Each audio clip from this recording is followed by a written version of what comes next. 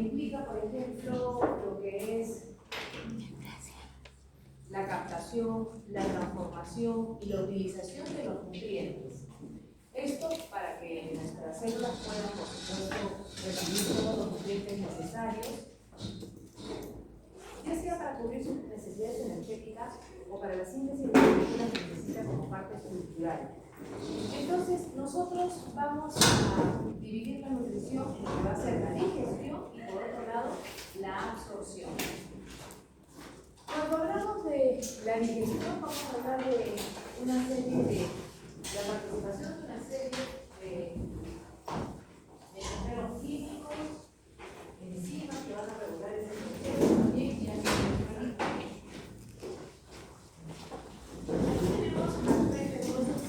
la pirámide nutricional que nos señala que necesitamos una buena cantidad, la mayor parte de la base que es la más ancha, una buena parte de agua. Después le siguen los energéticos, los nutrientes energéticos, después los reguladores, los constructores y finalmente las grasas. Entonces los energéticos principalmente serán los carbohidratos, en los reguladores son los típicos de vitaminas, minerales, ¿no? Para regular nuestro metabolismo, porque hemos hablado, muchos de estos van a ser como fuertes para varias reguladoras, constructores ricos en proteínas y lo que son las grasas, ¿no? Aquí también vamos a tener la fibra, que es muy importante. Con respecto a las necesidades diarias que tenemos fisiología, más o menos un adulto promedio ya tiene una necesidad de 2.700 calorías al día. Pero esto puede variar, ¿no? Según la edad, porque como vemos un niño de 1 a 3 años, 1.760 kilocalorías, como que entre los 10 y 12 años ya tenemos un forma aumento, ¿no? De igual manera entre los 13 y 18 años, 2.000 a 300 kilocalorías. Y más bien cuando somos adultos como que baja un poquito, ¿no? Es decir, la etapa reproductiva, digamos, como que tenemos una mayor necesidad de kilocalorías.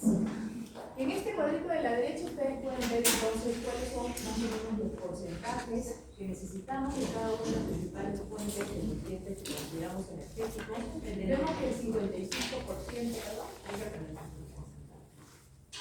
Los generales, sí, los generales. Tenemos que en el caso de los carbohidratos estamos hablando de alrededor del 55% debe provenir de energía del metabolismo de ellos. Después le sigue de las grasas 25% y un valor menor el de proteínas. Digamos que casi de proteínas con grasas están por allí, ¿no? Considerando entonces un promedio adulto, para este autor ya no me considero los 1.700, me hizo un redondeo de 2.093, ¿no? Si fuera las kilocalorías totales, ¿no? Diarias. Entonces, considerando que estos 2.093, el 55% deberían ser carbohidratos, entonces 1.151 calorías deberían venir de ellos, ¿no? Y considerando que cada uno de ellos, los carbohidratos, le van a rendir 4 calorías por gramo de carbohidratos metabolizados, entonces hacemos la división y más o menos nos sale 288 gramos al día que deberíamos consumir, y hablando de cantidad, ¿no? Para el caso de grasas hacemos las mismas conversiones, solo que las grasas nos dan alrededor de 9 kilocalorías en su metabolismo por cada gramo de grasa. Entonces, aquí estamos viendo que si dividimos me da 57 gramos aproximadamente de grasas que deberíamos consumir al día. Y para el caso de proteínas, 105 gramos de proteínas al día. Pero claro, nosotros no vamos a estar contabilizando cuántos gramos estoy consumiendo o cuántas calorías la conversión estoy consumiendo al día, sino que nosotros lo que tenemos que adquirir son los hábitos correctos de alimentación. O sea, saber qué proporción debo de consumir cada uno de ellos y a eso habituarnos, ¿no? Entonces, cuando nosotros nos alimentamos aquí en Perú, y creo que sobre todo en Perú es lo que podría señalar, ¿no? ¿Cómo son nuestros platos principales? Carbohidratos. Muchos de ellos son muy ricos en carbohidratos, ¿no? Demasiado ricos. Un plato tiene la mitad de arroz, generalmente, ¿no? Y después viene, supongamos como el estofado, que viene también con más carbohidratos porque viene la papa, ¿no? Fuera el pollito, el verdurita. Entonces nos damos cuenta que comemos igual, frijol con arroz, pues también, frijol con arroz, siempre está ahí sumando más extra de carbohidrato cuando en realidad no necesitaríamos tanto, ¿no? Si bien es cierto, es una buena parte, no a esa proporción. Entonces no nos olvidemos de combinar siempre las verduras, ¿no? Nuestras comidas no son muy abundantes en las clásicas, digamos, las más demandadas en nuestra población no son muy ricas en vegetales, pero nosotros podemos hacerlas ricas en vegetales, ¿no? Por ejemplo, yo puedo llenar medio plato de ensalada y luego ya me pongo mi carbohidrato y mi proteína, ¿no? Por ahí le echo algún cereal, mi ensalada le puedo poner quinoa, porque ya estoy combinando. Y estoy comiendo todo lo que quería comer, pero en menor proporción, mejor digamos, ¿no? Sin exagerar en los carbohidratos. En la digestión van a participar diferentes moléculas que nos van a ayudar a que este proceso se pueda llevar a cabo. Dentro de ellas tenemos, por supuesto, enzimas hidrolíticas, por eso el rol digestivo lo tienen enzimas hidrolíticas, pero también van a participar electrolitos, van a participar neurotransmisores, como estamos viendo allí, y hasta hormonas. Ácidos lineares también, para el caso particular de líquidos y otros relacionados, también vamos a necesitar. Entonces, cuando hablamos de lo que son los mensajeros químicos que se van a encargar de regular lo que es el proceso digestivo, tendríamos que mencionar como neurotransmisores especialmente la acetilcolina y la histamina. Como hormonas tenemos a la gabapentina, a la colecistocinina y también tenemos a la secretina. Muchas de estas entonces hormonas se van a sintetizar en los mismos participantes del proceso digestivo como sobre todo a nivel duodenal, ¿no? Empecemos hablando de la gastrina. La gastrina es sintetizada en realidad por varios tipos de células diferentes, ¿no? Por las células G, por ejemplo, del ganglio estomacal, pero también por células duodenales y también por células pancreáticas. O sea que varios componentes participantes del proceso digestivo sintetizan esta hormona con la que va a empezar prácticamente, digamos, la estimulación del proceso digestivo, ¿no? Hablando del punto de estómago. ¿Qué funciones cumple esta gastrina? Estimula la secreción de ácido clorhídrico por las células oxígenas, también estimula la secreción de pepsinógeno, que es la forma todavía inactiva de la pepsina, en este caso por las células principales también del estómago. También estimula lo que es la secreción de secretina por el duodeno. Estimula también las secreciones pancreáticas, la liberación de secreciones pancreáticas ricas en bicarbonato. Eleva la motilidad gastrointestinal y también aumenta el recambio celular, el crecimiento de la mucosa gástrica y el flujo sanguíneo. Entonces ahí estamos viendo varios participantes, varios procesos que finalmente esta gastrina me va a estimular. La colecistoquinina. La colecistoquinina más bien es una hormona que se sintetiza a nivel duodenal, a nivel intestinal, entonces, con las células I, y dentro de sus funciones está la segregación de bilis y también la estimulación del jugo pancreático, que como sabemos va a ser alcalino y nos va a ayudar a neutralizar la acidez del estómago, más bien ha debido en un paso anterior, segregar para activar a la pepsina y también ayudar a la desnaturalización de nuestras proteínas que ingresan por la dieta, ¿no?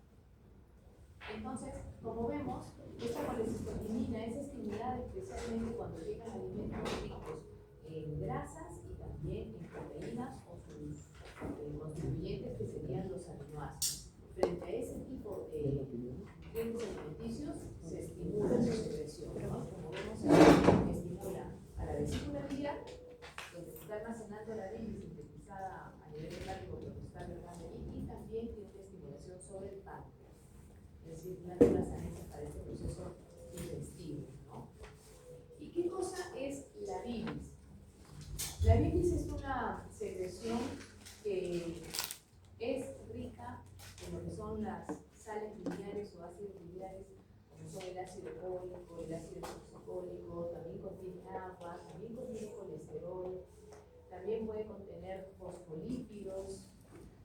Y esta bilis, ¿para qué nos sirve? Cumple dos funciones muy destacadas. Ayuda a emulsificar las grasas y también ayuda para que se puedan absorber. Pero por ahí alguien me diría, profesora, pero la absorción de las grasas no era fácil por lo que son lipídidos, se absorbe a través de una membrana celular, no era fácil para las células de esa naturaleza. Sí, claro que es fácil para la gran mayoría de ellas. Sin embargo, recordemos que estas grasas van a caer primero desde la luz intestinal, y en esa luz intestinal hay agua. Y el agua es el medio que les adverso a las grasas, ¿no es cierto? Entonces, primero van a tener que superar la situación de puedo absorber en las paredes de los enterocitos, pero como llego a esas paredes, si tengo que superar que el agua me está rodeando, ¿no es cierto? Y allí, como les digo, tiene un segundo rol la bilis. Cuando hablo de su rol emulsificante, ¿a qué nos estamos refiriendo? Emulsificar es separar grandes glóbulos de grasa en pequeñas micelas.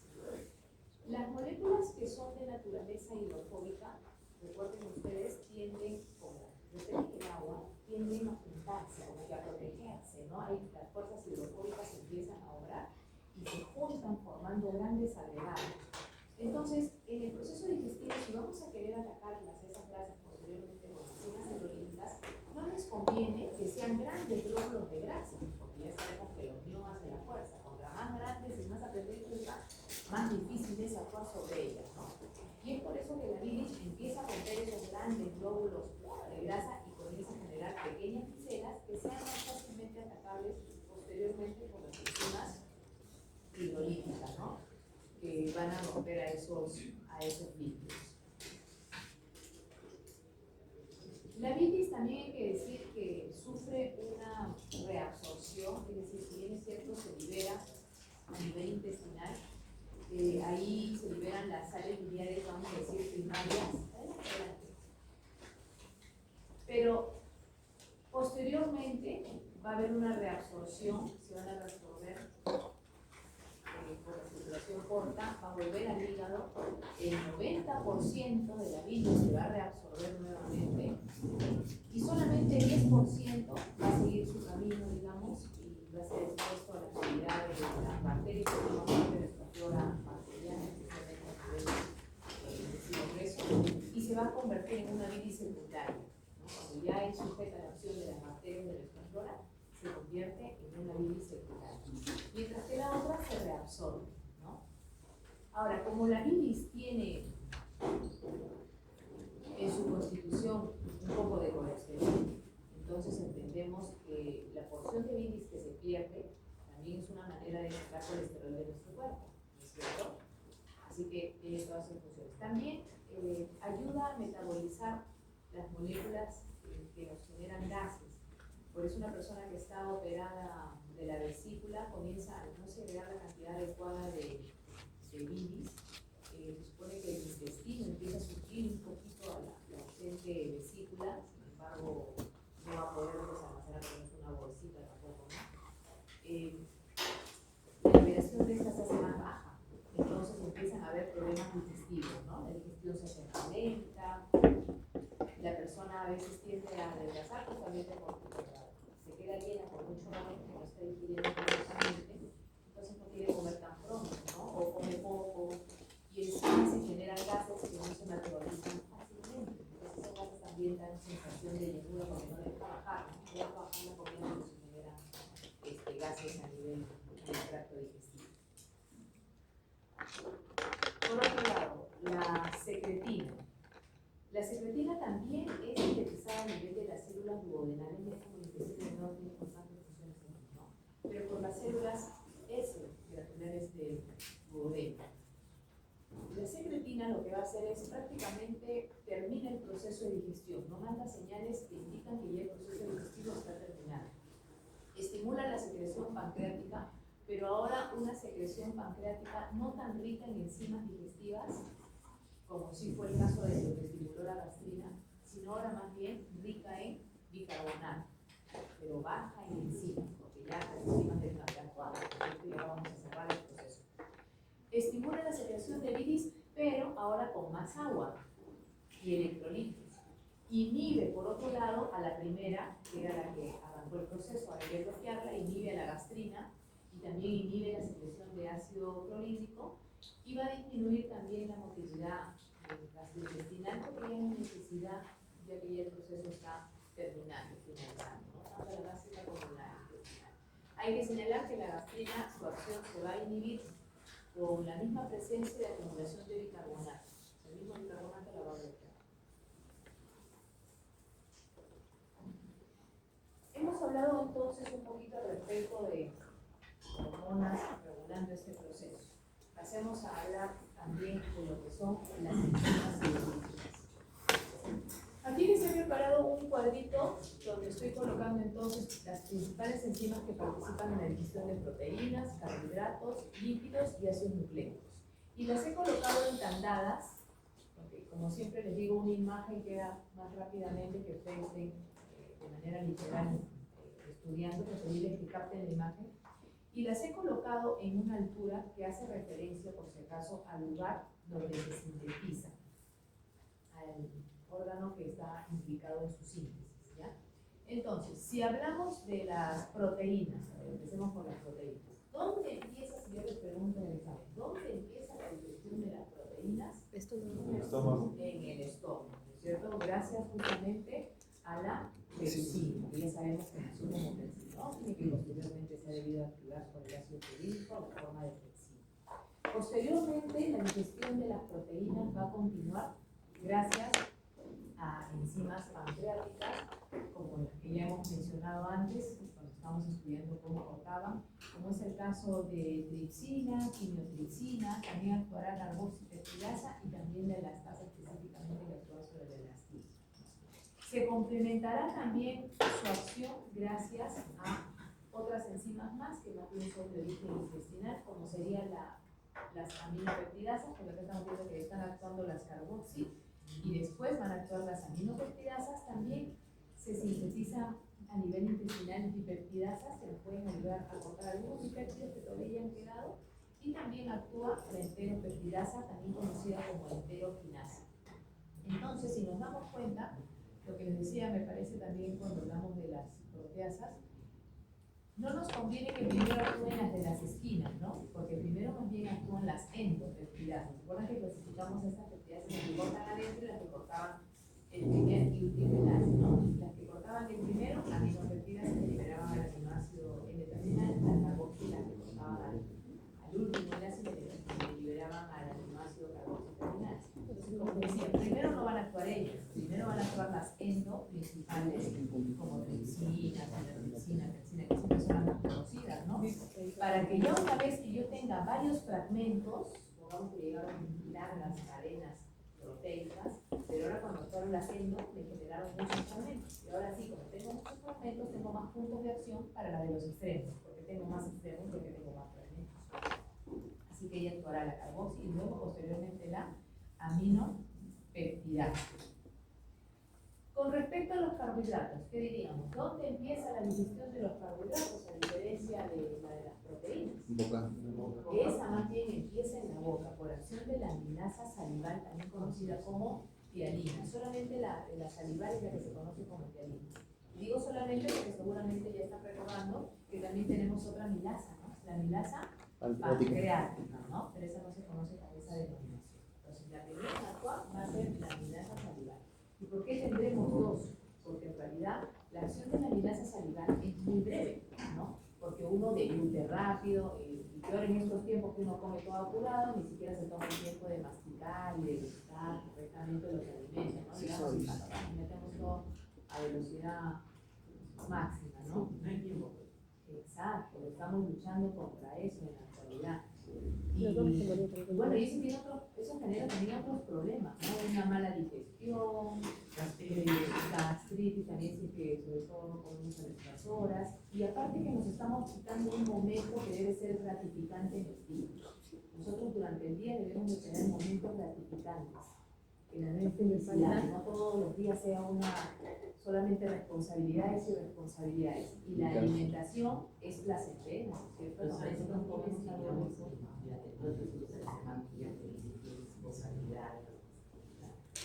Por eso es que hay que tratar de dar espacio a esos elementos indispensables. Uno de ellos, como les digo, y que debe ser nuestro cotidiano quehacer, es el momento de alimentarnos, ¿no? Poder gozar, saborear, disfrutar, decir que rico tengo la oportunidad de comerme esto, sabroso, ¿no?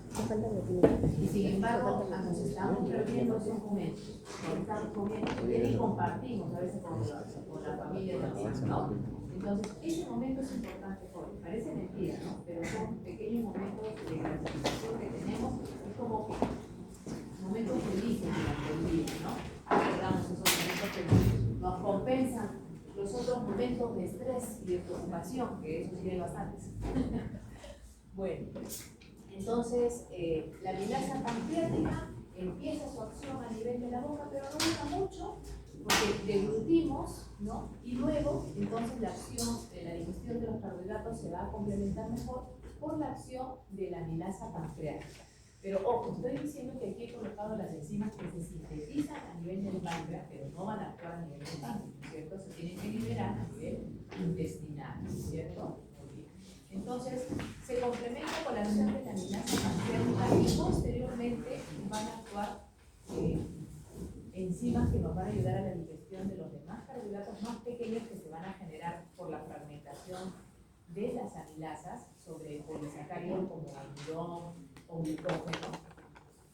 Pero estas otras enzimas más bien van a ser intestinales. ¿A quién me refiero? La maltasa, la isomaltasa, también estará, necesitaremos la lactasa para metabolizar la lactosa, la sacarasa también, ¿no? Y miren cómo estas varias conocidas son más bien intestinales. Entonces, ¿qué hace la amilasa salival? Amilasa, como decía, va a digerir ¿qué cosa? Almidón y glucógeno también. Pero recordemos que estos dos polisacáridos tenían dos tipos de enlace importantes. ¿Se acuerdan cuáles eran los enlaces que tenían esas glucosas que las constituían? Alfa 1,4. Muy bien, alfa 1,4 y también había alfa 1,6. En el caso de la amilopectina, ¿no? Teníamos alfa 1,6 y en el caso del glucógeno, ahí sí bastante. Alfa 1,4. Toda la estructura de alfa 1,4 y alfa 1,6 también. Entonces, cabe la pregunta, ¿y cuál rompe la amilasa? ¿Las amilasas pueden romper los dos? No. Solamente rompen los mayoritarios, por eso el nombre. ¿Cuál será entonces el que rompe? ¿Cuál es el mayoritario? El alfa 1,4. Muy bien, porque los alfa 1,6 solamente en los puntos de nacimiento de la rama, no en toda la rama se repetía, solo donde nacía la rama y ahí encontramos ese enlace. Entonces, ya recordamos que estas enzimas solamente me van a romper el alfa 1,4. Entonces, imaginemos la estructura gruesa que ya nosotros habíamos visto el almidón, la proteína y el glucógeno, y ahora imaginemos que se van a generar fragmentos que pueden ser medianos o pueden ser chiquitos, ¿no? Podemos obtener de la hidrólisis del almidón, ¿qué cosas? Dextrina límite, maltosas.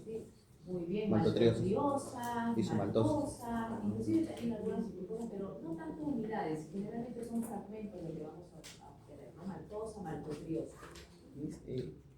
¿A qué se considera una dextrina? Dextrina a los grupos pequeños, pero grupos más o menos de 8 a 9 unidades de glucosa, donde encontramos enlace de alfa 1,6 también. O sea, esa zona donde estaba la rama, un sector así amplio, ¿no? Pero justo que contiene generalmente la rama, que no se ha podido cortar, ¿no? Entonces, una vez que estas amilasas ya me generaron fragmentos medianos y pequeños, y por otro lado también ha ingresado por la dieta sacarosa, hemos consumido, ¿no? Sacarosa, hemos consumido lácteos, entonces también necesitamos la acción complementaria de otras enzimas. La lactasa para romper la lactosa, la sacarasa para poder romper el disacárido sacarosa, o sea, esas son disacaridasas, ¿no? La maltasa también rompe la maltosa, que también son dos glucosas. Y la isomaltasa es la que rompe a la isomaltosa. ¿Qué cosa es la isomaltosa? Isomaltosa. Debe ser parecida a la maltosa, ¿no? La maltosa estaba constituida de ¿qué? Dos glucosas, pero dos glucosas que estaban una Lineal. al costado de la otra. En cambio, la isomaltosa Alfono 6. es la que tiene, exacto, es justo el punto de la rama, ¿no? Y por lo tanto, la isomaltasa será la que rompe ese enlace alfa-1,6 que estaba en la rama. Así que esta de acá no se lo olviden porque es la que no va a romper la rama. Es la que tiene la capacidad de romper los enlaces alfa-1,6. Hemos dicho que rompía la alfa-1,4 y ahora estamos viendo quién rompe el alfa-1,6. Los lípidos. En el caso de los lípidos y los ácidos nucleicos, como ustedes pueden ver, el rol principal de la digestión lo tiene el páncreas, ¿no? Vaciando sus enzimas a nivel intestinal. En el caso de los lípidos, vamos a necesitar lipasas para poder romper triglicéridos. A veces se confunden por la denominación, ¿no? Lipasas y mismas son las que rompen todo lípido. No, las lipasas son básicamente las que rompen triglicéridos, ¿no? Justo el líquido que es el más abundante, que entra en la dieta, el que nosotros almacenamos, ¿no es cierto? La forma de almacenamiento de grasa que tenemos, así que quizás por eso, por la importancia de los triglicéridos, es que se le ha dado a su enzima que lo rompe esta denominación de lipasas, ¿no? Hay varias lipasas. Acá estamos hablando de la lipasa pancreática, pero en realidad también hay una lipasa salival y también hay una lipasa estomacal. ¿Pero por qué acá no está destacado? Porque aquí se está destacando principalmente las necesarias para la digestión en un adulto, ¿no? La lipasa salival más bien actúa sobre triglicéridos que están esterificados con ácidos grasos de cadena corta. Y la estomacal también puede cortar triglicéridos, pero que sus ácidos grasos que se han unido formando ese triglicérido sean de cadena corta o mediana. Y como esos tipos de triglicéridos no abundan en el alimento de un adulto, es que no se está destacando ahí. Pero ¿dónde sí abundan? Los de cadena corta, sobre todo en la leche. Quiere decir que por eso para los recién nacidos esas lipasas sí serían importantes, ¿no? Porque la dieta de un recién nacido básicamente es leche. Y como la leche sí está constituida de este tipo de triglicéridos, ahí sí tiene un rol importante, ¿no? Pero para nosotros no tanto.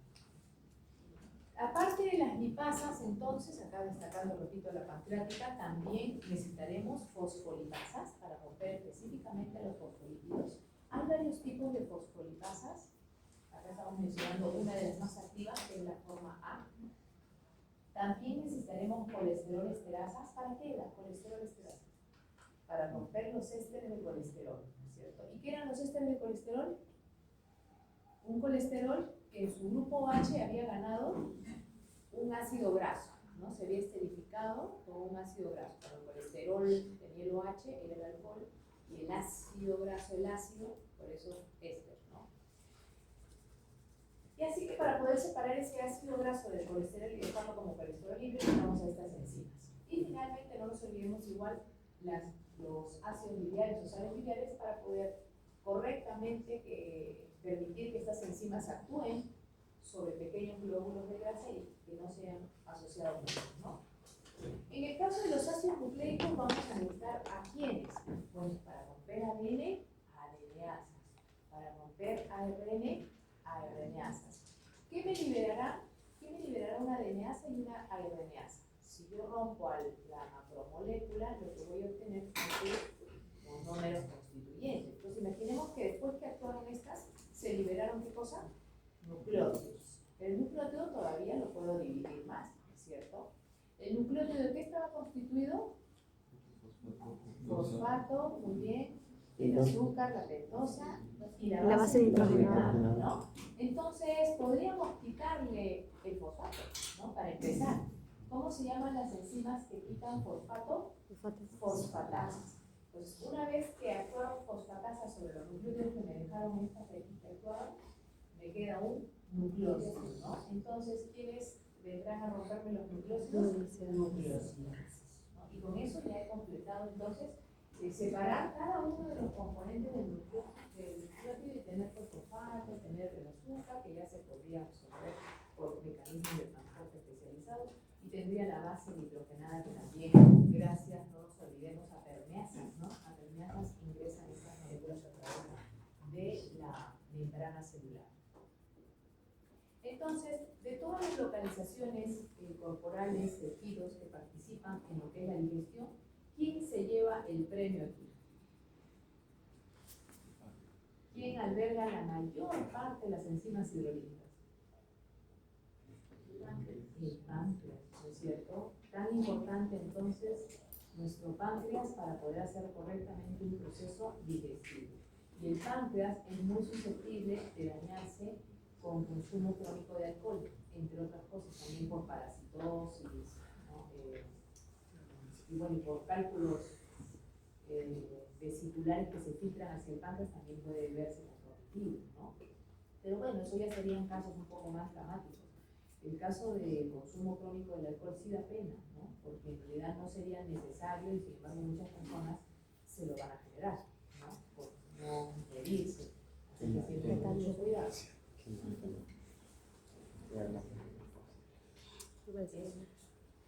Oye, hablando un poquito más entonces de la digestión de los carbohidratos.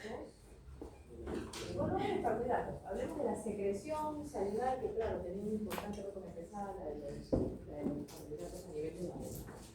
Entonces, la secreción salival está más o menos destacada porque equivale a 1 a 1.5 litros al día. Más o menos diríamos que por minuto estamos hablando de 0,5 mililitros por minuto, pero estos valores pueden aumentar bajo estímulos, ¿no? ¿Quién no ha sentido que ha salivado cuando ha pasado por un local y ha sentido una rica comida, ¿no? Inmediatamente se nos antoja, ¿no?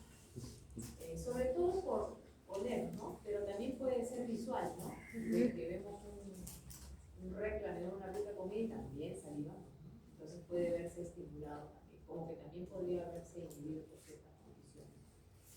La saliva entonces presenta componentes que van a ayudar a la digestión, presenta también componentes protectores, como por ejemplo la enzima, como por ejemplo también encontramos anticuerpos, ¿no? Como inmunoglobulina A.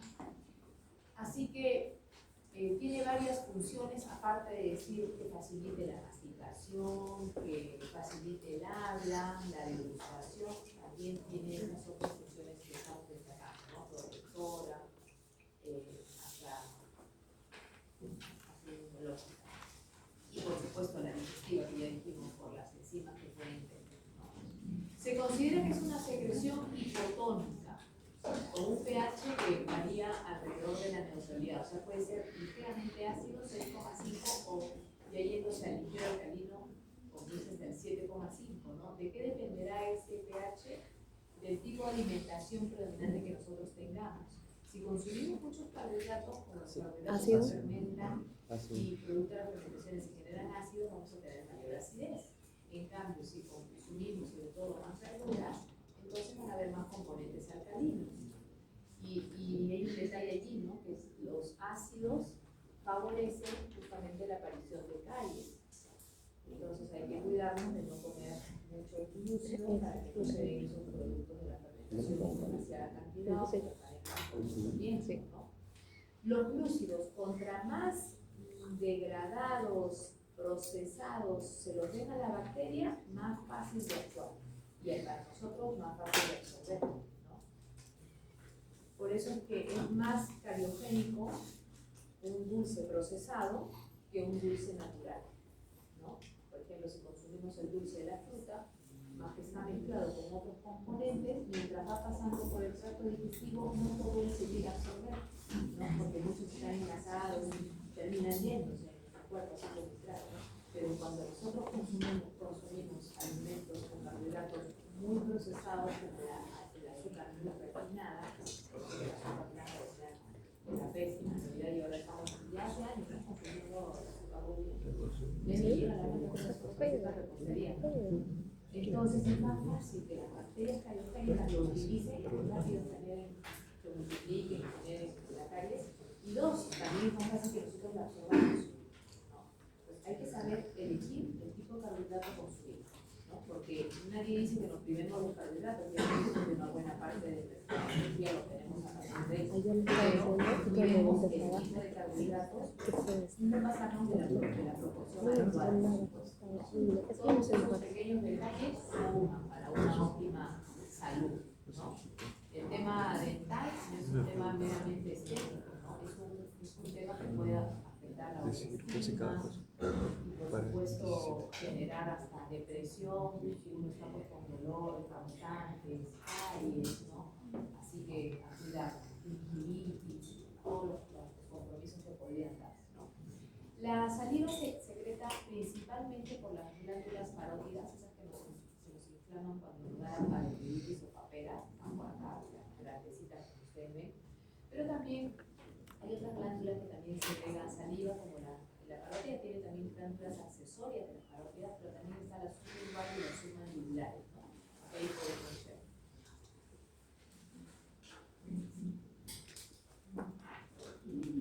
Aquí observamos entonces cómo actúa la alfa-amilasa, la tiamina, ¿no? ¿Cómo actúa la tiamina? Entonces decíamos, esta va a ser la primera en actuar porque va a actuar sobre lo que llega principalmente en el tema de carbohidratos de la dieta. En la dieta principalmente llegan polisacáridos, ¿no?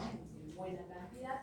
Así que llevan entonces los polisacáridos rompiendo, como decíamos, los enlaces alfa 1,4 y así podemos decir que bien, haciendo cortes en diferentes puntos, yo puedo encontrar este sector liberado o este sector y así puedo encontrar entonces.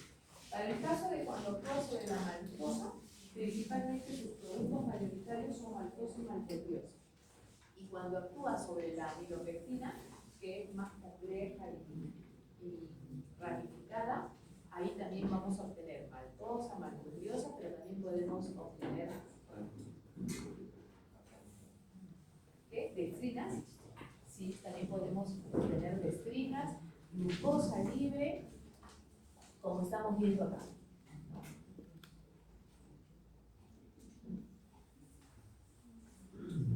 La amilasa pancreática, también sus productos mayoritarios, maltosa, hay que sumar que aquí no dice maltotriosa, también maltotriosa, isomaltosa y dextrina. Miren el detalle, ¿no? La amilasa pancreática me genera más isomaltosa que la otra.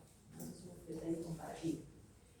La maltasa, ya sabemos, va a actuar ya una vez que yo tenga las unidades de A2, las maltosas, ahora viene la maltasa y me rompe liberándome dos monosacáridos de su rompimiento de ese enlace al 1,4, ¿no? La isomaltasa, ya mencionamos que me va a romper a la isomaltosa, que también es un disacárido, pero que era justo el punto de la ramita, o sea que solamente había enlace al 1,6, esta va a poder romper allí. La sacarasa me va a romper a la sacarosa, liberándome qué unidades de este disacárido. Glucosa y glucosa, muy bien. Y la lactasa me va a ayudar a qué? A romper la lactosa, ¿cierto? Liberando lactosa y glucosa. O sea, todas estas enzimas están rompiendo los carbohidratos grandes para nivelarme sus unidades más pequeñitas que ya puedan ser absorbibles posteriormente, ¿no? Esa es la finalidad de nuestro tracto digestivo. Que durante ese viaje las macromoléculas grandes que han ingresado vayan siendo cortadas, facilitando que estén en sus formas más pequeñitas para que sí puedan ser absorbidos. Recuerden que la membrana no deja pasar estructuras grandes, ¿cierto? Tienen que ser cortadas. La celulosa, recordemos que nosotros no la podemos hidrolizar, no tenemos celulasa en humano, pero también es un polisacárido que nos ayuda como fibra, ¿no? Nos ayuda como fibra, nos ayuda a evacuar. Bueno, hay dos tipos de fibra, soluble y insoluble, ¿no? La combinación de ambas permite en realidad que el alimento pase por el tracto digestivo el tiempo adecuado, ¿no? Si más bien solamente tuviéramos el consumo de una de ellas que estimula que más bien se formen geles, que disminuiría más bien la velocidad del tránsito. Y lo contrario, la otra ayuda a sacar. Lo ideal es que estén las dos presentes, ¿no? Y en los alimentos naturales están las dos, porque la naturaleza es muy sabia. ¿Dónde no están las dos? En los alimentos industrializados, ¿no? Se utilizan solamente ciertas ramas económicas, como por ejemplo, siempre el supergrana, y entonces ahí está el problema, ¿no? De por qué nuestra digestión se va volviendo problemática a veces, ¿no? Hasta patológica. No nos olvidemos también que a nivel del idioma, sobre todo, vamos a tener la ayuda de las bacterias, de la flora bacteriana, que también van a ayudar a metabolizar los productos de la digestión. Pero generalmente ellas se encargan de generar productos de digestión o liberar secundariamente sulfuro de hidrógeno, ¿no? Y generan gases. Pero ¿cómo normalmente, no? Una digestión saludable, una pequeña porción más. Ahí estamos viendo entonces la acción de la isomaltasa, para que no se olviden que rompe la isomaltasa, abajo la acción de la sacarasa, por aquí la de la lactasa también, ¿no? Una de las más comunes patologías que están relacionadas con alteración de la digestión de los carbohidratos es la intolerancia a la lactosa, ¿no? Algunas personas las manifestamos un poco de intolerancia de manera natural, porque como creo que ya les había comentado, esta es una enzima que su sistema de regulación es según su necesidad, ¿no? Entonces, si nosotros hemos dejado de consumir mucha leche, nuestro cuerpo ya no sintetiza tanto lactasa, porque esa es su manera de regular, de no perder tiempo, ni esfuerzo, ni energía en sintetizar algo que no es necesario, ¿no? Y no hay mucho de su sustrato que esté llegando. Sin embargo, también habrán escuchado que hay personas que ya hasta de nacimiento tienen el problema de la intolerancia, ¿no? Que cuando consumen leche o productos derivados lácteos, les viene pues flatulencia, gases, olores, ¿no? Retortijones. Y esto es porque esas personas, al no segregar la enzima adecuadamente en la tasa adecuada, entonces la lactosa se queda en el tracto digestivo sin ser partida por nuestra lactasa, y más bien va a ser sujeta a la acción de las enzimas de las bacterias de nuestra flora, y ellas van a generar muchos gases, ¿no? Entonces, como la lactosa tiene fuerte poder osmótico, atrae agua, y por eso da la diarrea que acompaña a los gases de la flatulencia, ¿no? Y los gases se manejan, los gases obstruyen y se van localizando y generan dolor, ¿no? Entonces, todo eso tiene que ver con una mala acción de esa enzima, ¿no? Una mala secreción. Acá estamos viendo, por otro lado, algunas imágenes sobre la secreción de los lípidos, ¿no? Entonces vemos cómo al ligar grasas del estómago a la porción del intestino delgado, inmediatamente salen millares de lecitina, colesterol, van a llegar desde el hígado, en realidad desde la vesícula biliar, ¿no? Que el hígado sintetizó, se almacenó en la vesícula y luego se vacía, ¿no? Y como ven, grandes glóbulos de grasa luego son partidos en pequeños glóbulos, ¿no? Para que ahora sí puedan ser atacados, como dice aquí, por nuestras enzimas. Una vez que ya están chiquitos, ya va a ser más fácil poder atacarlos. En la imagen inferior estamos viendo de igual manera grandes glóbulos de grasa que van siendo rojos y luego se van absorbiendo, ¿no? Vemos que se pueden absorber ácidos grasos, como esperaríamos que para el caso de los saponificados, pero también vemos que monomicelios también podrían absorberse, ¿no? Pero para que se absorban mejor, el monomicelio no es el que está allí, por lo menos, que serían dos monomicelios, porque le queda el ácido graso del segundo H, no facilita mucho, tampoco, no es muy rápida esa función, ¿no? Entonces sería mejor si lo llega a perder y solamente se absorbiera el glicerol y por otro lado ácido graso lípido. Eso sería más fácil para células intestinales, ¿no? Así que luego vamos a hablar de enzimas que nos ayudan a romper esto de aquí, que son un buen producto de la acción de las lipasas, los monoglicéridos.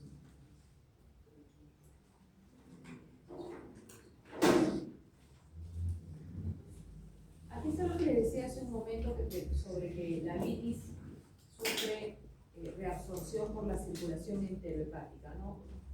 Alrededor del 90, 80 y pico, 90% prácticamente, ya diríamos, es lo que se reabsorbe. Y como les digo, solamente una porción en la que sigue su camino, se metaboliza gracias también o mejor dicho, hace contacto con las bacterias que ayudan a su metabolismo y finalmente se libera, ¿no? A la derecha están viendo las llamadas micelas biliares. Una micela biliar es una micela que está constituida, cuando hablamos de micela mismo recordamos micela grasa, ¿no? Entonces está constituido por grasa, sí, pero ya está combinada con las sales biliares de la bilis, ¿no? Su interacción entonces con las sales biliares hace que se forme esta estructura globular, donde los lípidos que son más polares quedarán por fuera de la estructura globular, mientras que los lípidos menos polares irán por dentro, protegidos, ¿no? No expuestos. Entonces esta micela va viajando en el medio acuoso y lo entrega, ya hace contacto con el enterocito y entrega los lípidos, sobre todo los que tenían más problemas que viajaban acá adentro, ¿no? Ahí vemos entonces la acción también de lipasa, rompiendo triglicéridos. Como les digo, si nosotros a un triglicérido le quitamos uno de sus ácidos grasos, acá le he quitado el de aquí, entonces me queda un diacilglicerol, ¿no? Pero también podría ser que luego ataquemos a ese diacilglicerol y ahora me quede solamente con un ácido graso. Acá no he representado R la cadena, pues, ¿no? Está abreviado para que no se vea tan largo. Entonces este ya solamente me quedó con uno, ¿no? Este sería el 1-monoacilglicerol. Y este sería otro tipo de monoacilglicerol, el 2-monoacilglicerol, que es uno de los productos más abundantes, ¿sí? Es uno de los productos más abundantes, el 2-monoacilglicerol. Lamentablemente, en esta posición, cuando el ácido graso que se quedó es el del centro, no facilita que se siga rompiendo. Entonces, para esto necesitamos la acción de una isomerasa que cambie la posición de este ácido graso que le quedó y se lo pone en el carbono 1, porque ahí sí es más fácil que actúen, como les digo, las lipasas rompiendo lo de los extremos, ¿no? Entonces vamos a necesitar eso adicionalmente, ¿sí? Justamente como le comentaba, el triglicérido se divide en tres ácidos grasos y glicerol. Pero lo que no podía ver en el gráfico del triacilglicérido era dónde se encuentra el tercer ácido graso. El tercer ácido graso, Con su grupo H. aquí, en la tercera posición. 1, 2 y 3. Este es el glicerol y tenemos 3, ¿no? Entonces, carbono 1, carbono 2, carbono 3, y vamos a reconocerle así sus ácidos grasos que están ensambladitos. Pero, como les digo, es más fácil que las lipasas corten por los extremos. El centro siempre es complicado. Entonces, para eso, una isomerasa. En el caso de la lipasa lingual, como les comentaba, esta es una lipasa que la vamos a encontrar liberada a nivel de la boca, entonces, se sintetiza por las glándulas de Boeckner. Pero el sustrato de acción de estas enzimas son triglicéridos con ácidos grasos triplicados con ácidos grasos de cadena corta. Entonces, por eso es que les digo que su acción va a ser más importante en los recién nacidos que consumen leche, ¿no? Porque ese tipo de ácidos grasos cortimedianos son más abundantes en la leche. Esta lipasa, miren, sus productos son el 1,2 diacilglicérido, o sea, solamente me ha roto el tercero, ¿no? Pero todavía me lo ha dejado grandecito el triglicérido, no me lo ha partido mucho, ¿no? Podría partirse más. En el caso de la lipasa gástrica, que se sintetiza también a nivel estomacal, que también actúa sobre los de cadena corta, pero también sobre los de cadena mediana, triglicéridos sintetizados con ácido graso de cadena mediana, su producto también es el 1,2 diacilglicérido y un ácido graso libre. Entonces todavía tengo sustrato para seguir rompiendo, ¿no?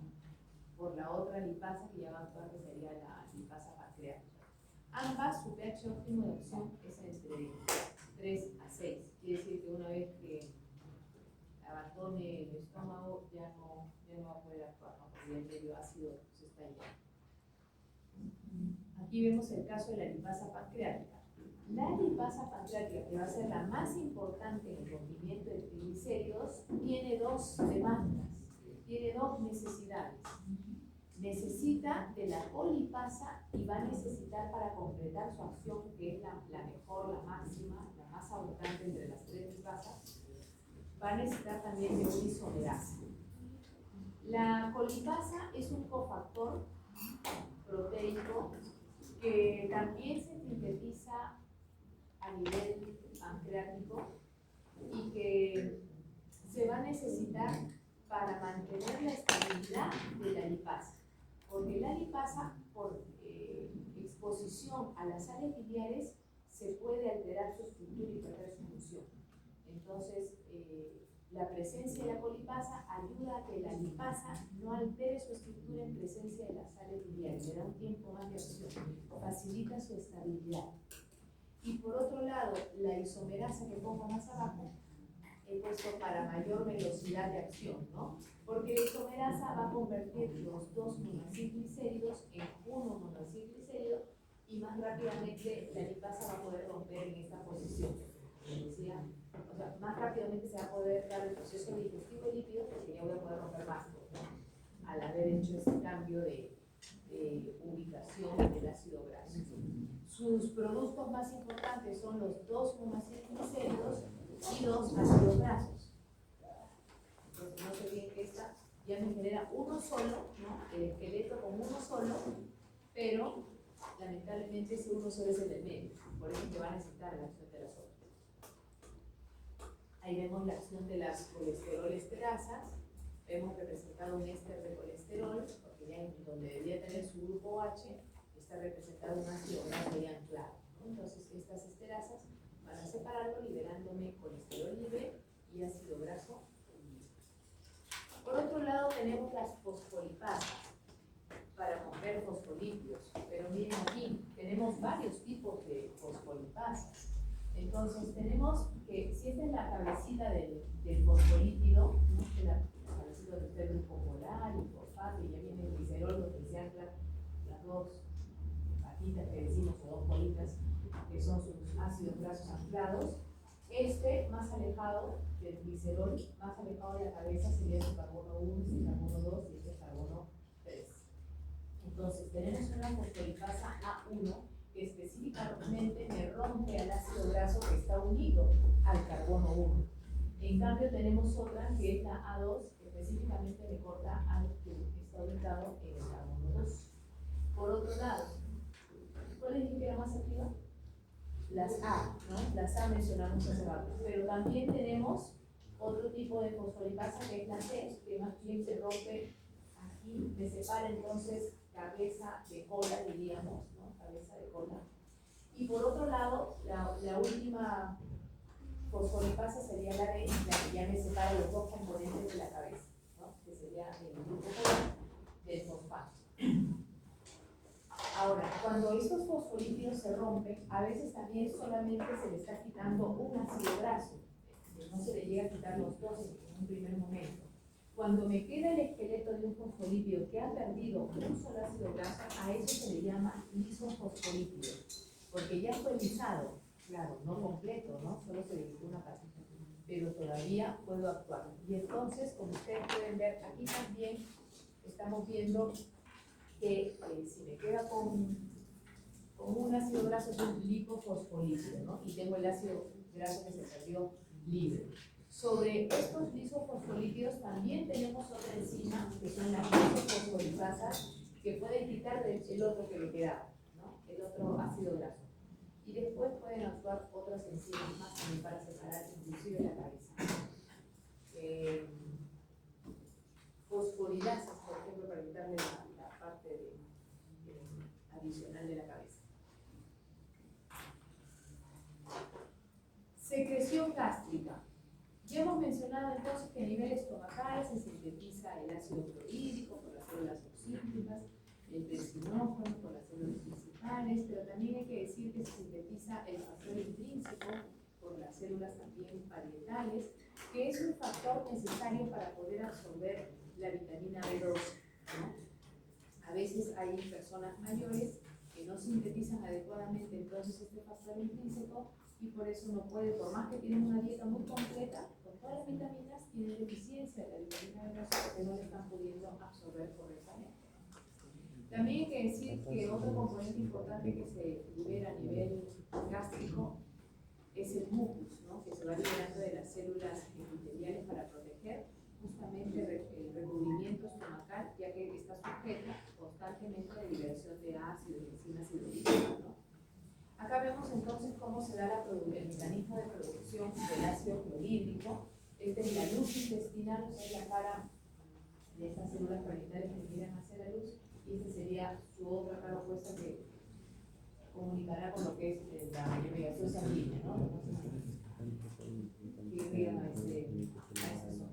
entonces vemos que para generar la acidez necesitamos una bomba de protones que a lo que me saca el componente hidrógeno me ingresa potasio. Por otro lado, veo que también hay otra proteína transportadora que me saca cloro. La misma situación no sucede en la otra cara, ¿no? Para la otra cara más bien veo que saca bicarbonato hacia la sangre, a lo que ingresa ese cloro, que después también lo hacía a nivel estomacal, ¿no? Para que luego se forme el ácido clorhídrico, ¿no? Entonces necesitamos que se bombee eso y que se bombee de aquí para que finalmente se forme el ácido clorhídrico. Y acá, ¿qué tipo de transporte sería este? Antiporte, sin porte. Antiporte. Antiporte. ¿No? En realidad es un antiporte y aquí también tenemos Antiporte. es un antiporte. Acá más bien Uniporte, claro. Hay varias sustancias que podrían estimularnos la secreción de lo que es el ácido clorhídrico, como por ejemplo la histamina, la gastrina, que ya hemos dicho que es la hormona que está estimular esto, pero también la cafeína, ¿no? Entonces hay que tener cuidado las personas que sufren de gastritis de no consumir cafeína porque va a estimular, ¿no? Y nadie quiere estar con ese malestar. Para evitar la gastritis, bueno, la gastritis puede ser generada por desequilibrios a la hora de la alimentación que se van planeando ustedes alteran este proceso, que debe ser a sus horas, ¿no? Repetimos que nuestro reloj biológico corporal ya sabe a qué hora tiene que liberarse el ácido clorhídrico. Si ustedes no comen adecuadamente a sus horas, igual ya hay un estímulo de liberación y por lo tanto están, al no caer sobre comida, cae directamente sobre la mucosa estomacal, entonces se va dañando, ¿no? Y por supuesto, otros no son los casos de que sea lamentablemente conectado con el Helicobacter pylori, ¿no? Esta bacteria que es bien difícil de erradicar, no es posible, ¿no? Y que hay que tener entonces cuidado de siempre lavar bien, sobre todo las verduras, ¿no? Para que no vayamos a contaminarnos con el Helicobacter, ¿no? Ustedes que son universitarios tienen que cuidarse mucho de la gastritis y de la anemia. Sobre todo los universitarios de ciencias de la salud, porque su ritmo de estudios es bien alto. Y dentro de las patologías que más podemos identificar en nuestros jóvenes, que por suerte no son muchas, pero las que casi siempre aparecen son gastritis y anemia. Anemia, sobre todo para las señoritas, ¿no? Hay que cuidar una buena dotación de hierro, porque ustedes hacen tanto de la actividad, ¿no? Su carrera demanda mucho. Como sabemos, las mujeres por el proceso de menstruación perdemos una buena cantidad de hidrógeno. Entonces, si no tenemos una alimentación que compensa eso, hay que cuiden mucho su alimentación, ¿ya? Traten de colocarle yo un pequeño tips, cuando se hagan sus juguitos, no sé si su mamá les ayuda a hacerlo de la mañana, aunque dicen que es mejor no consumir jugos sino masticar la fruta, ¿no? Pero claro. No hay tiempo, seamos sinceros, ¿no? No hay tiempo de estar masticando, uno quiere rápido, ya está, bueno, siendo realistas con nuestra realidad. Combinen ese juguito que no sea pura fruta, ¿no? Que tenga también algunas verduritas, ¿no? Le pueden poner el pepino que dice, ¿no? El pepinillo, ¿no? El pepinillo, le pueden poner, yo le pongo por ejemplo espinaca y aprovecho así que meto un poquito del verde, que aparte que ayuda también a la digestión, está pues rico de vitamina E, vitamina C, ¿no? La espinaca tiene calcio, además de espinaca. También pueden cocerse, incluso un día antes, cocer quinoa y ya la tienen cocidita, refrigerada y unas 2 cucharitas falla, tiene su fuente proteica también su jugo. Entonces ya no es puro carbohidrato. Porque ese es el problema, cuando el jugo es de puro carbohidrato, ya hay estudios que señalan que genera picos muy rápidos de insulina, porque está pues, incluso licuadito, como les digo, puro glúcido, entonces se dispara. Y esos disparos muy altos no ayudan, ¿no? Puede a la larga estimular una diabetes, ¿no? Entonces, por el equilibrio de la secreción de insulina. Por eso es que los alimentos en las horas principales tienen que tener su buena fuente proteica. Entonces, los que se tomaban solamente el juguito no están haciendo bien, porque están metiendo más carbohidrato y prácticamente no hay fuente proteica. Unos huevos revueltos o unos huevos duros, por lo menos. ¿no? Si nos hacemos paltita chancada y me gusta mi paltita. Otra opción también es cocer bolitos duros, lo pican y lo mezclan con la palta riquísima y ya tiene la fuente proteica más rica, ¿no? O un sándwich de atún también que no necesita necesariamente hacer su picadillo, ¿no? Un poquito de limón y ya viene hasta con sal, así que su lechuguita. Si ustedes consumen puro carbohidrato en la mañana, lamentablemente el carbohidrato rápido se utiliza, se degrada, se metaboliza, entonces a poco rato tienen hambre nuevamente. En cambio, si su desayuno es rico en proteínas y los otros grupos que hemos dicho, la proteína, como su digestión es lenta, sostiene. Entonces ustedes ya no están picoteando todo el día, ¿no? Ay, que quiero comer, y lo peor que van a comer en la calle para querer picotear puro carbohidrato más.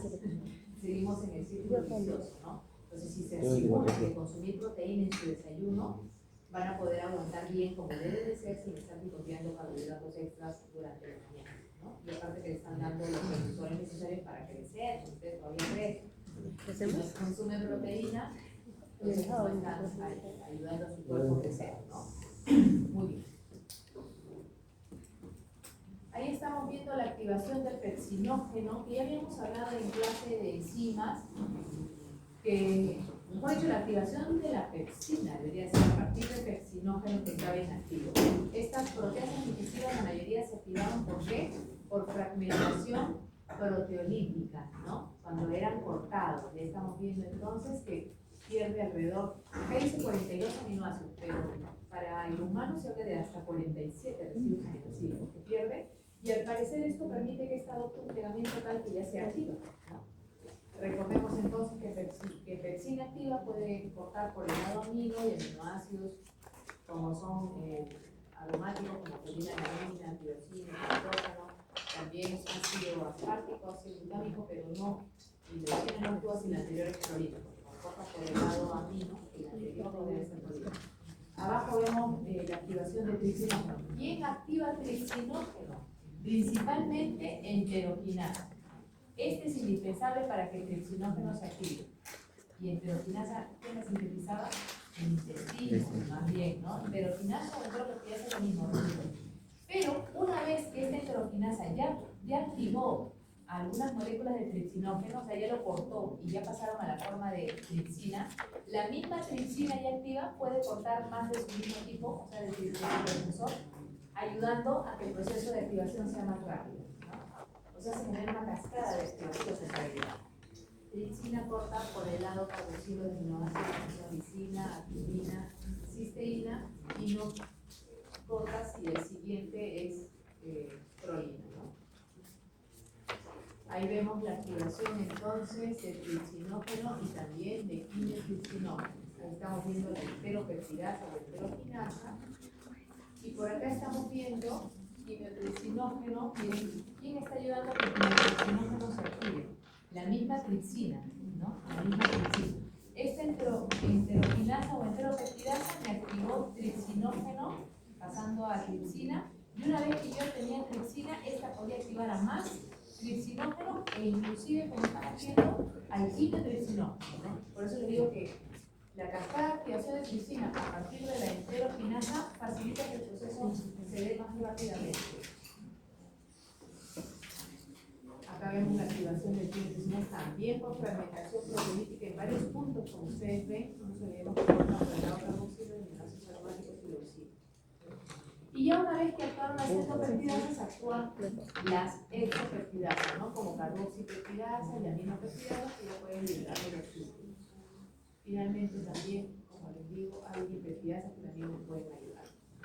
Pequeños péptidos pueden ingresar gracias al transporte activo, pero pequeñitos porque también tenemos proteínas transportadoras que podrían en un simporte asociado al ingreso de glucogeniones permitir que pasen algunos, ¿no? Pero igual estos tendrían que, para llegar a la circulación, primero tendrían que ya adentro ser hidrolizados por peptidasas internas celulares para que ahora sí la otra cara, que ya no se especializa en dejar pasar algo mediano, necesariamente en algo pequeño, ya pueda dejarlo por licor, ¿no? Miren la importancia de cotransportadores asociados a sodio para el caso de aminoácidos, y no solamente para el caso de aminoácidos, sino también para glucosa y otros monosacáridos, ¿no? El sodio actúa como cotransportador.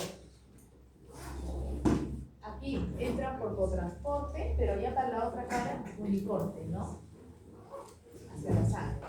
En el caso de la secreción pancreática, esta secreción pancreática también diríamos que es relativamente abundante, porque estamos hablando de 1,5 litros al día, pero es más rica en bicarbonato y enzimas, por supuesto, ¿no? Es isotónica, se considera alcalina, entonces por su fracción de bicarbonato, y principalmente la presencia de bicarbonato tiene la función de neutralizar la acidez que el estómago había generado en el bolo alimenticio, ¿no? Ahí estamos viendo entonces que nuestro páncreas tiene, diríamos, ¿no? Un páncreas endocrino y un páncreas exocrino. El endocrino es el que sintetiza las hormonas y el como la insulina, el glucagón, ¿no es cierto? Y el exocrino es el especialista en sintetizar las enzimas hidrolíticas que hemos mencionado, ¿no? Ahí vemos en comparación, el gráfico de arriba ya lo hemos visto, la secreción gástrica y ácido, que estamos comparando con ahora la secreción pancreática de bicarbonato. En este caso vemos que se sintetiza el bicarbonato, se libera hacia la luz el bicarbonato en un cotransporte con cloro, que más bien es dirigido hacia adentro, ¿no? Y por la otra cara más bien tenemos una bomba que nos va a ayudar a movilizar sodio y potasio. En este caso, miren, estamos ingresando sodio, estamos ingresando potasio a lo que sacamos hidrógeno, ¿no? No es la bomba que ustedes normalmente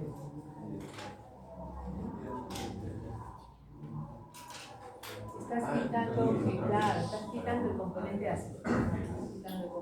Y necesitamos eso, ¿no? Para que se genere, para que predomine el alcalino, pues hay que movilizar el pancreatitis aguda. Esta es una situación, una complicación que podemos encontrar en algunas personas que responde a una activación prematura de las enzimas pancreáticas en el mismo páncreas. Habíamos dicho que estas enzimas tenían que vaciarse a nivel intestinal, ¿no? Pero sucede que en algunos casos la activación puede darse en el mismo páncreas, lo cual sería malo, por diferentes causas. Puede ser por parasitosis, como por ejemplo ascariasis, cuando uno se parasita con Ascaris lumbricoides, y este puede obstruir por motivo de los canales de salida. También el alcoholismo, como les decía, o también cálculos vesiculares. Esos cálculos que son chiquititos son los que son de temer, ¿no? Cuando una persona tiene cálculos vesiculares grandes, bueno, puede esperar, hacer sus tratamientos naturales y no llegar a operarse, ¿no? Confiado en que los tratamientos naturales le pueden ayudar. Pero cuando un paciente, el doctor identifica cálculos chiquititos, generalmente le recomienda la operación de barriga, ¿no? ¿Por qué? Porque tenemos miedo de que se vaya a colar uno de esos cálculos chiquititos y que vaya a obstruirme al páncreas, haciendo que se active prematuramente. Ustedes pueden ver allí entonces que frente a una pancreatitis aguda habrá destrucción proteolítica del páncreas, hay necrosis de los vasos sanguíneos, entonces con hemorragias, necrosis también y por supuesto frente a la necrosis una gran reacción inflamatoria, ¿no? Acá abajo estamos viendo un páncreas normal y un páncreas bien ya hemorrágico necrotizado, ¿no? ¿Qué prueba laboratorial nos puede ayudar a ver el estado de nuestro páncreas? Como la amilasa pancreática se liberaría en mayor cantidad de la sangre si es que este páncreas está siendo dañado, entonces una determinación de esta enzima nos puede ayudar, ¿no? También la determinación de la lipasa pancreática también, pero generalmente es la de la amilasa, ¿no? que se suele realizar en laboratorio. Cuidarnos entonces de los efectos tóxicos que puede tener el alcohol, ahí estoy poniendo, ¿no?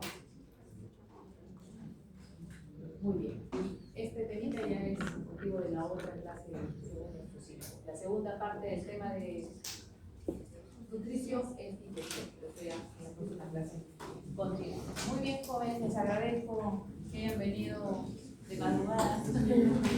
No tanto. Quedamos ahí. ¿No toma lista? No, toma lista,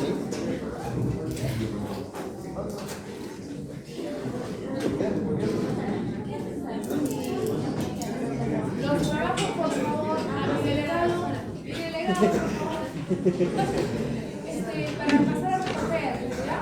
Le van a entregar, tienen que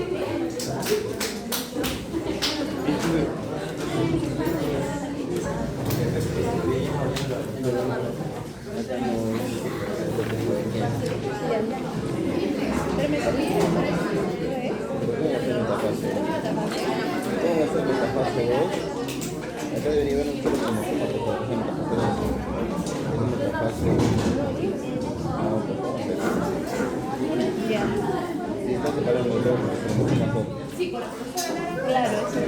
Claro. ¿Y eso qué es? Lo del día viernes también, la práctica ya la Patitero. la profesora Lara, que va a ser el No, curso del día patitero, viernes. mira, que- porque mira, ya A ver, hazlo y me pasas para corregir.